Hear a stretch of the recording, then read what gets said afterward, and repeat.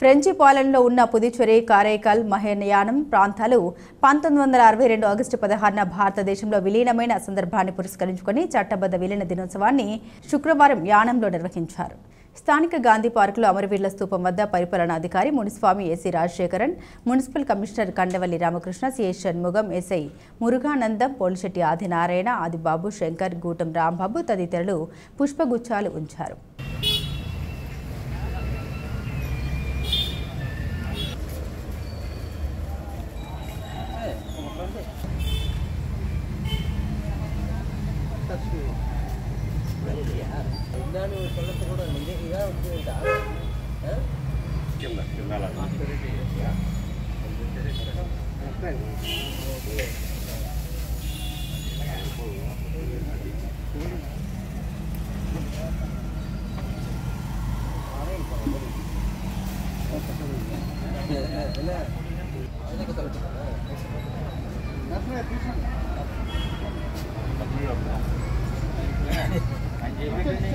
అది కాకుండా ఇది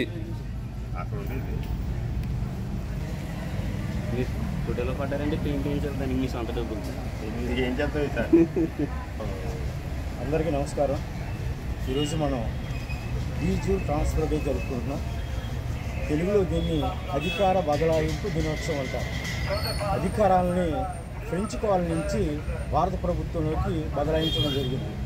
మనకి స్వాతంత్రం మీ అందరికీ తెలుసు 1947 ఆగస్టు 15 వచ్చినా కూడా ఈరోజు ఎందుకు చేసుకుంటున్నామంటే దీన్ని ఇక్కడ మన యానం, మాహే, కరైకాల్, పుదుచ్చేరిని భారత ప్రభుత్వంలో కలపలేదు.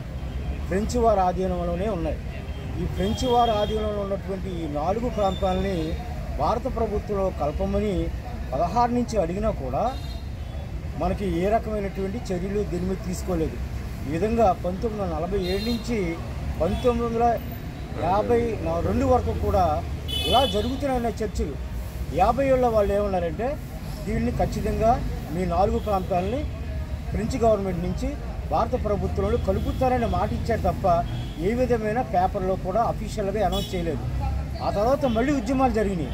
ఉద్యమాలు జరిగితే 1962 ఈరోజు ఆగస్టు 16న అఫీషియల్గా పేపర్ మీద ఈ 4 ప్రాంతాలని భారత ప్రభుత్వంలో కలుపుతున్నామని వారు మనకి ఇవ్వడం జరిగింది. అంటే మనకి నిజమైన స్వాతంత్రం ఈరోజు అనగా ఆగస్టు 16, 1962 వచ్చింది. కాబట్టి దీన్ని మనం డిజిటల్ ట్రాన్స్ఫర్ డేగా జరుపుకుంటూ ఉన్నాం.